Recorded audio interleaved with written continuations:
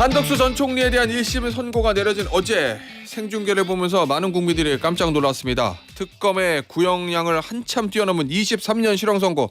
여당의 평가부터 들어봅니다. 더불어민주당 김영진 의원입니다. 의원님 안녕하세요. 네, 반갑습니다. 의원님, 솔직히 유죄 나올 거는 예상하셨을 건데 23년 나올 거라고 예상하셨어요? 예상하지 못했습니다.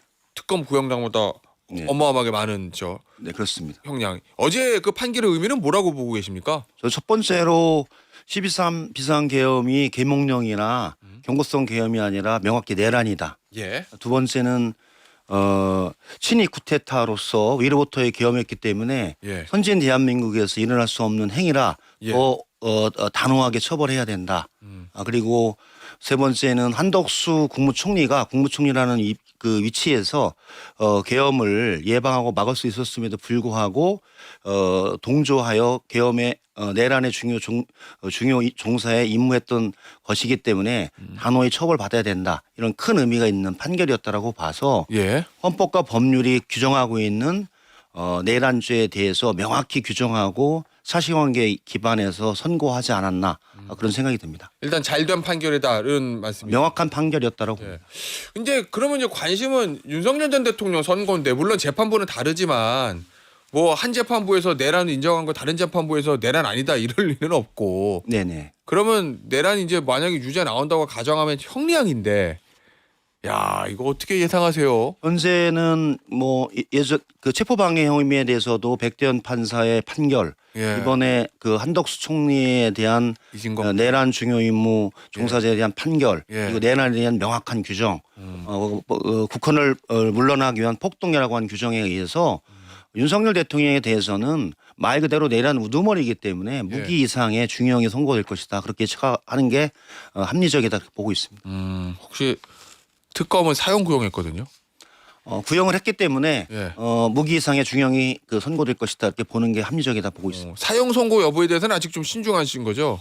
뭐 그거는 이제 재판부가 판단할 문제이기 때문에 지금 예. 먼저 얘기하는 거는 좀 섣부른 것 같습니다. 알겠습니다. 자 그런데 이 국민의힘이 그동안 이제 내란 관련 재판 이제 윤석열 전 대통령 구형 뭐 했을 때도 뭐 입장이 없는 게 입장이다 이런 얘기를 했는데 어제 이 23년 선고 유고를 난 이후에 입장이 1심 판단을 존중하되 사법부의 최종 판단을 기다리겠다 이렇게 얘기했거든요. 이거 어떤 의미로 받아들이십니까? 저는 아직도 윤석열 내란 우두머리와 국민의 힘이 예. 객관적 사실을 인정하지 않는다라고 보고 아직도 윤 어게인 세력에 의해서 국민의힘이 장악되고 있는 게 아닌가라는 판단이 듭니다. 한마디로 명확하게 어제 그 재판정에서 12상 비상계엄은 계몽령이나 경고성 계엄이 아니라 국헌을 물러나기 위한 내란이다라고 명확히 그 판결하고 23년이라는 형을 구형했을 불구하고 이런 정도의 의식 수준이라면 아마 끝까지 가봐야 알겠다라고 한다면 아마 끝까지 확인하고 그 당이 마지막에 책임을 질 것이다 그렇게 보고 있습니다. 그러면 끝까지 확인하고 마지막 책임진다는 거는 만약에 대법원 최종 확정 판결 나왔어요? 그럼 그걸 기다리겠다는 거잖아요. 저는 제가 보기에는 그 책임이란 건 그 판결은 국민적인 심판과 아마 판결에 있을 것이다 이렇게 보고 있습니다. 그 책임이란 건 어떤 의미세요, 의원님? 여러 과정에 나오지 않을까요? 예. 선거나 아니면 각종 조사나 이런 것 속에서 국민의 힘의 이런 인식과 판단에 대해서 상식적이지 않다라고 하는 비상계엄 내란에 대한 판결이 이렇게 그 흐리멍텅한 것에 대해서 국민들이 단호하게 심판할 것이다. 가장 가깝게는 지방선거. 6월 지방선거에서 단호한 심판이 예정돼 있지 않나 그렇게 보고 있습니다. 혹시 의원님 위원정당 제소 이것도 이 카드도 생각하고 계세요? 현재는 좀 그 윤석열 전 대통령에 대한 판결을 보고 그것과 국민의 힘 간의 연관성을 확인해야 되기 때문에 판결을 지켜보면서 진행하는 게 타당하지 않나 그렇게 보고 있습니다. 그 부분은 아직 신중하신 것 같고. 네네. 자 그런데 이 한덕수 전 총리가 그냥 총리를 끊고 뭐 대통령 탄핵 국회 가결 이후에 권한대행한 거 여기서 끝나는 게 아니라 국민의힘이 마지막에 입당해가지고 모두 잠든 후에 대선 후보 될 뻔했잖아요. 교체. 지금도 국민의힘 당원인지 제가 아직 모르겠습니다. 그때 새벽에 입당을 하긴 했어요. 후보 되려고. 지금은 그 후에 탈당했는지는 제가 모르겠는데 어쨌든 이 한 전 총리를 대선 후보로 교체해서 추대하려고 했더니 국민의힘의 정치적 어떤 책임 여기에 대한 평가도 이루어져야 된다고 보세요? 당연하죠. 제가 보기에는 사실 한덕수 그 전 총리의 행위 자체가 예. 모두 다 당혹했지 않습니까? 대통령 권한대행으로 위기 상황을 극복하라고 해서 탄핵이 기각되고 나서 그 권한대행으로 온 상태에서 마무리해 주는 게 가장 중요한 임무였음에도 불구하고 예. 권한대행을 사퇴하고 대통령 후보로 직접 뛰어들고 국민의힘에 입당하여 마지막에 김문수 후보와 단일화를 했지 않습니까? 예. 그 상황에 대해서 단일화 시도했었죠. 시도했었죠. 한건 아니고. 시도했었죠. 했는데 예. 사실은 부결됐죠. 예. 그리고 그것을 주도했던 사람들이 국민의힘 내 친윤 세력이었잖아요. 예. 친윤 세력들이 그걸 주도했었기 때문에 당연히 제가 보기엔 한덕수 총리를 후보자로 만들고 그를 통해서 계엄의 문제가 아니라 그것을 마치 잘못되지 않은 것처럼 대선을 통해서 뒤엎으려고 했던 국민의힘 지도부와 친윤 세력들은 예. 정치적인 사과와 심판이 필요하다 이렇게 보고 있습니다. 알겠습니다. 자, 그런데 이 국민의힘의 대표인 장동혁 대표 단식은 오늘은 이제 8일째거든요. 네네. 그거 어떻게 지켜보고 계세요, 의원님? 저는 사실은 단식의 이유와 목적이 예. 과연 무엇인가라고 하는 것에 대해서 근본적인 의문이 좀 들더라고요. 예. 한마디로 여야 간의 정치적 협상이나 논의로서 해결하지 못하거나 국민적인 호소가 필요한 사안이 있을 때 그 정치인들이 마지막에 선택하는 수단이 단식인데 예. 통일교 특검과 신천지 특검은 여야 간의 충분한 협의를 통해서 가능하고 특히 통일교 특검은 양당이 합의했고 예. 신천지 특검에 관해서도 문제가 있다고 서로 인지하고 있는 상황에서 같이 진행하면 저는 굳이 단식을 할 사안은 아니다 이렇게 보고 있는데 얼마든지 협상으로 풀 수 있었다. 할 수 있었죠. 저는 예. 그래서 특검의 문제가 아니라 국민의힘 내 한동훈 전 대표를 야밤에 제명한 것이 국민의힘 내 분란과 위험, 그다음에 장동혁 대표의 진퇴 문제로 갈 것 같은 위험성 속에서 국민의힘 내 정치적 내부용으로 단식이 시작되지 않았나 이런 의구심이 더 크다라고 보고 있습니다. 아, 그렇기 때문에 민주당이 거기 출구조 전략을 열어줄 그렇죠. 그러니까 이런 건 뭐냐면 없다. 사실은 네. 민주당이 그런 상황 속에서 여야 간의 협상과 논의로 충분히 할 수 있었음에도 불구하고 국민의힘 내 예. 내부적인 문제에 의해서 시작된 장동혁 대표의 단식에 뭐 대통령실이나 민주당이 개입해서 하는 것 자체는 지금은 조금 정상적이진 않다 이런 판단이 부분적으로 있지 않나 이렇게 보고 있습니다. 그러면 민주당이 이제 손을 내밀지 않는 건 저 단식 자체가 민주당을 향한 게 아니라 내부용이기 때문이라고 판단하는 저는 내부용이 강한 단식이었다라고 봐서 네. 지금도 저는 이제 건강을 해치지 말고 단식을 중단하고 여야 간의 정상적인 협의를 통해서 통일교 신천지 특검을 통과시키면 충분히 가능하다 이렇게 보고 있습니다. 예. 아니 홍익표 정무수석이 어제 이제 국회를 방문했습니다. 민주당 지도부를 만나기 위해서. 그러니까 민주당 지도부 만나러 간 김에 저 국회 로텐도 이렇게 지나가면서 한번 들린 말도 했을 텐데 홍익표 정무수석의 평소의 스타일이나 이런 걸 봤을 때는 한 번쯤 가서 이렇게 아유 건강 괜찮으시냐고 그럴 말도 한데 그냥 지나갔거든요. 어떤 건 정치적 메시지가 있는 건가요? 저는 홍익표 정무수석이 원래 부드러운 카리스마거든요. 예, 예. 따뜻하고 또 그래서 섬세하게 사안을 다루는 정무수석인데 예. 제가 전자에 말씀드렸듯이 어. 장동혁 대표의 단식의 내용이 예. 그거는 뭐 청와대가 해결할 문제가 아니라 여야 간의 협의를 통해서 충분히 해결할 문제임에도 불구하고 예. 저는 과도한 액션으로 보이지 않았나 그런 생각도 좀 들어요. 그래서 뭐 홍익표 수석이 가서 예. 하기에는 조금 그 사안이 아니다라고 본 판단이 좀 있지 않았나. 그리고 여야 간 협의를 통해서 충분하게 예. 통일교 신천지 특검은 해결할 수 있다. 이렇게 보고 있는 것이라고 봅니다. 그럼 민주당 지도부나 뭐 민주당 의원들도 개별적으로 찾아가고 이럴 일은 없겠네요, 일단은. 개인 심정적으로는 사실은 뭐 이렇게 건강을 해야 하는 형태로 정치인이 단식을 하는 경우가 흔치 않은데 예. 빨리 건강을 회복했으면 좋겠다라고 보는데 가서 그 내용을 가지고 협의하기에는 대단히 부담스러운 사안이다 이렇게 보고 있는 거죠. 예, 알겠습니다. 충분히 협의가 가능한데 예. 단식이라고 하는 과도한 이 행위를 선택했다라고 저는 보고 있습니다. 어제 이석연 국민통합위원장은 좀 다른 얘기를 했거든요. 뭐 통합은 힘 있는 쪽이 먼저 팔을 벌리는 것이다.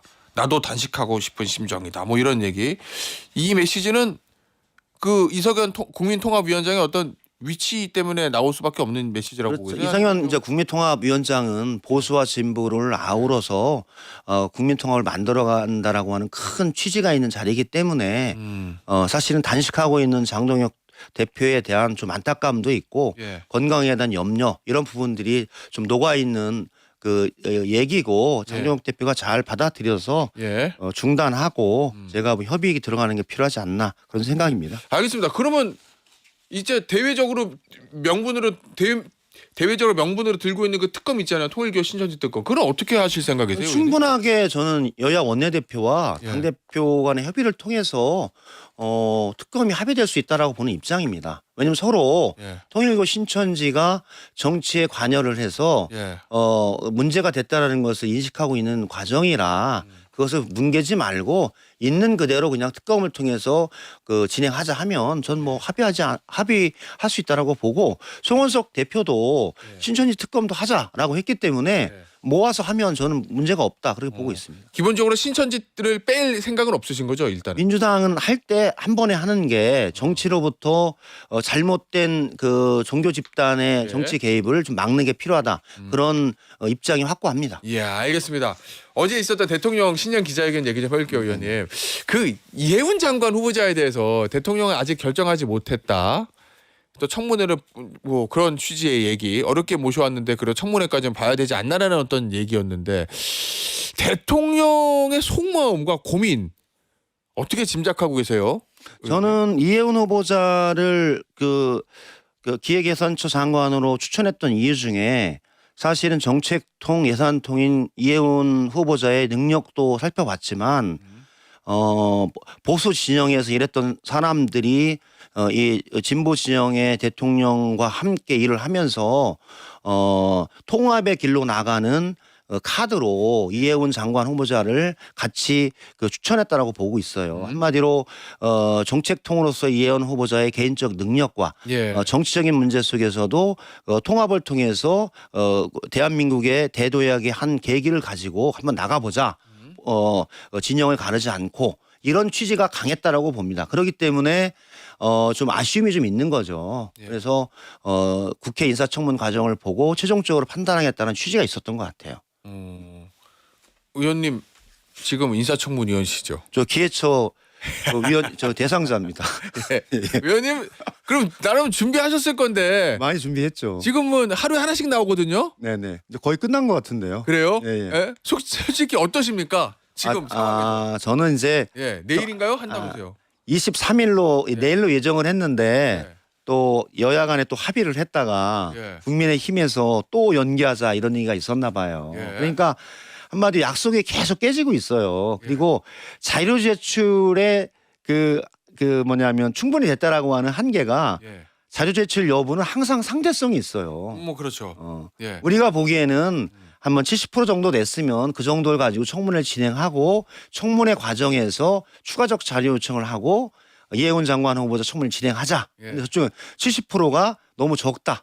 제출할 때까지 못한다. 이 논쟁이 지금까지 20일 동안 지금 되고 있는 겁니다. 예. 그래서 국민의힘에서 청문회를 할 생각이 별로 없는 것 같다라는 생각이 좀 드는 국면입니다. 그런데 어쨌든 열리면 의원님 입장에서는 이 정도만 방어 가능합니까? 아니면 야 어떡하지?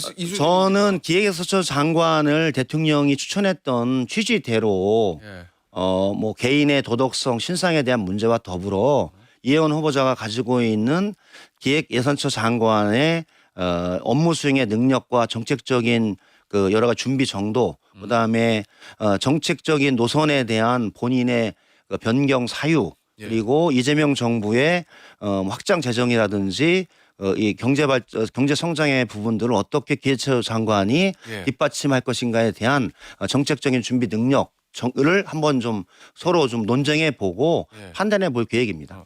의원님 만약에 이제 야당에서는 이제 개인적인 문제들 많이 지적하잖아요.